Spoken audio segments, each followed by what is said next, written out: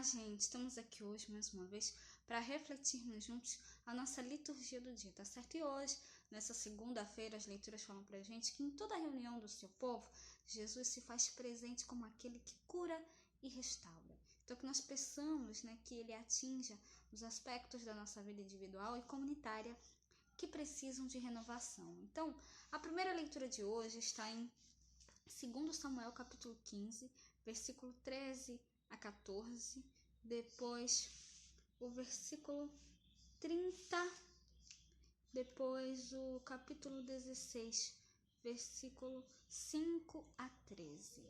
2 Samuel, capítulo 15, versículo 13 e 14, depois o versículo 30, depois o capítulo 16, versículo 5 a 13.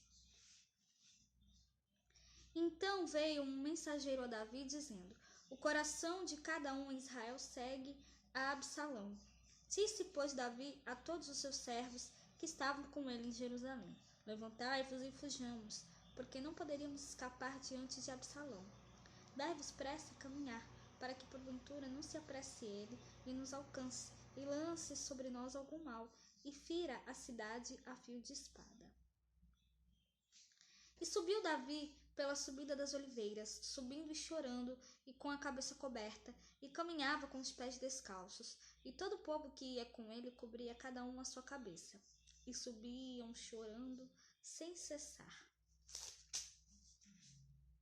E chegando o rei Davi a Baurim, eis que dali saiu um homem da linhagem da casa de Saul, cujo nome era Simeu, filho de Gera, e saindo ia amaldiçoando, e apedrejava com pedras a Davi e a todos os servos do rei Davi, ainda que todo o povo e todos os valentes iam à sua direita e à sua esquerda. E amaldiçoando-o, Simei assim dizia: sai, sai, homem de sangue e homem de Belial. O Senhor te deu agora a paga de todo o sangue da casa de Saul, em cujo lugar tens reinado. Já deu o Senhor o reino na mão de Absalão, teu filho, e este agora na tua desgraça, porque és um homem de sangue. Então disse Abissai, filho de Zeruia, ao rei: por que amaldiçoaria este cão morto ao rei meu senhor? Deixa-me passar, e lhe tirarei a cabeça. Disse, porém, o rei: que tenho eu convosco, filho de Zeruia? Ora, deixai-o amaldiçoar, pois o Senhor lhe disse: amaldiçoa Davi. Quem, pois, diria por que assim fizeram? Disse mais Davi a Abissai e a todos os seus servos: eis que meu filho, que saiu das minhas entranhas, procura minha morte. Quanto mais ainda este benjamita. Deixai-o que amaldiçoe, porque o Senhor lhe disse: porventura o Senhor olhará para a minha miséria, e o Senhor me pagará com bem a sua maldição deste dia. Prosseguiam, pois, o seu caminho, Davi e os seus homens, e também Simei ia ao longo do monte defronte dele, caminhando e amaldiçoando, e atirava pedras contra ele, e levantava poeira. Então, essa primeira leitura mostra pra gente, essa questão, de Davi, sendo amaldiçoado e enganado por Ziba, e também, a rebelião de Absalão, e a fuga de Davi. Então, a gente viu aqui que um sentimento um sentimento ruim, que pairava, por essas pessoas, Davi, dizendo a Abissai e a todos os servos, se meu filho, que saiu das minhas entranhas, atenta contra a minha vida, com mais razão esse filho de Benjamim, deixai-o amaldiçoar, conforme a permissão do Senhor. Talvez o Senhor leve em conta a minha miséria, restituindo-me a ventura em lugar da maldição de hoje. Então,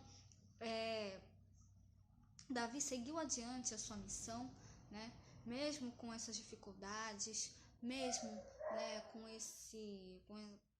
esses obstáculos, essas pessoas querendo o mal dele, E nós também devemos sempre ter fé em Deus, porque Ele está conosco sempre, né?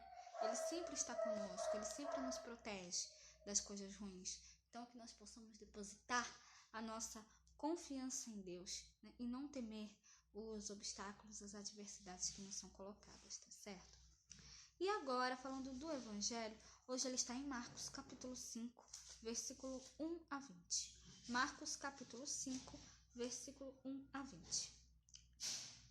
E chegaram a outra banda do mar, a província dos Gadarenos, e saindo Jesus do barco, lhe saiu logo ao seu encontro dos sepulcros um homem com espírito imundo, o qual tinha sua morada nos sepulcros, e nem ainda com cadeias o podiam alguém prender, porque tendo sido muitas vezes preso com grilhões e cadeias, as cadeias foram por ele feitas em pedaços, os grilhões em migalhas, e ninguém o podia amansar.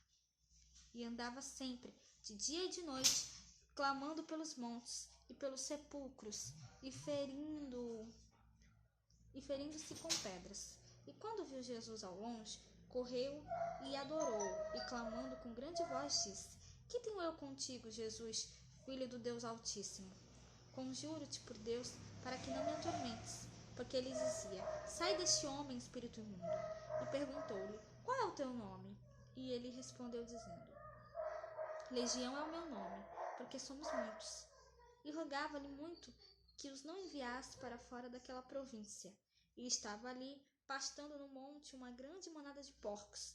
E todos aqueles demônios lhe rogaram, dizendo: Manda-nos para aqueles porcos, para que entremos neles. E Jesus logo lhe permitiu.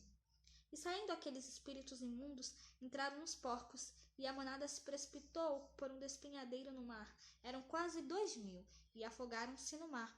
E os que apacentavam os porcos fugiram, e o anunciaram na cidade e nos campos. E saíram muitos a ver o que era aquilo que tinha acontecido. E foram ter com Jesus, e viram um endemoniado, o que tivera a legião assentado, vestido e em perfeito juízo, e temeram. E os que aquilo tinham visto, contaram-lhe o que acontecera ao endemoniado e acerca dos porcos. E começaram a rogar-lhe que saísse dos seus termos. E entrando ele no barco, rogava-lhe que fora endemoniado, que o deixasse estar com ele. Jesus, porém, não lhe permitiu, mas disse-lhe: Vai para a tua casa, para os teus, e anuncia-lhes quão grandes coisas o Senhor te fez, como teve misericórdia de ti. E ele foi, e começou a anunciar em Decápolis quão grandes coisas Jesus lhe fizera. E todos se maravilharam. Então,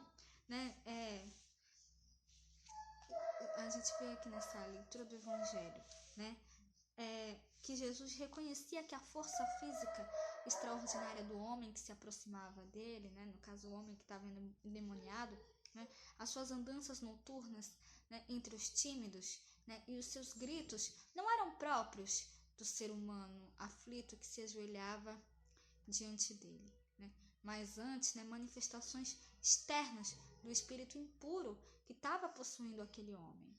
Então o coração de Jesus se compadecia do homem verdadeiro, dominado por uma força desumana e diabólica, e entregou todo o seu poder messiânico, empregou todo o seu poder messiânico para livrar esse homem dessa dominação, e restaurá-lo a si mesmo.